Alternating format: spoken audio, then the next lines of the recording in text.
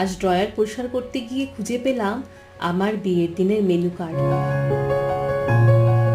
Card দেখেই সেই দিনের সব স্মৃতি চোখের সামনে ভেসে উঠল। সত্যি কথা বলতে কি, যার বিয়ে হয় সেই সবচেয়ে কম এনজয় করতে পারে। সকাল থেকে অধিবাস, সাজগোজ, নানা রকম প্রস্তুতি, ফটো সেশন, আর তার উপর ছিল আমার ভীষণ শরীর খারাপ। রাতে মাটিতে শুয়েছিলাম, তাই ঠান্ডা লেগে গিয়েছিল। গা হাত পা সব ব্যথা করছিল। দুপুরের দিকে শরীরটা জ্বর করছিল, কিন্তু কিছুই খেতে পারিনি, কারণ বলেছিল বিয়ের দিনে কিছু খাওয়া যায় না, উপোস করতে হয়। সবাই তখন গরম গরম লুচি, সবজি, মিষ্টি খাচ্ছিল।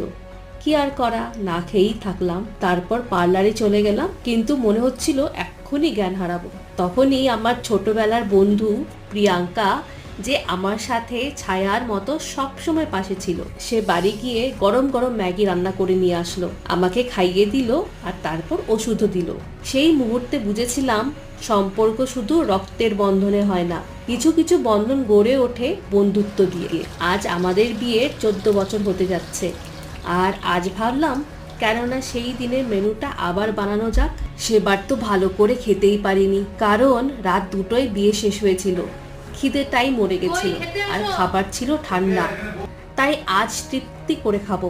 আমার প্রিয় পরিবারের সাথে তোমাদের বিয়েতে কি ঘটেছিল তার গল্প আমাকে বলতে পারো।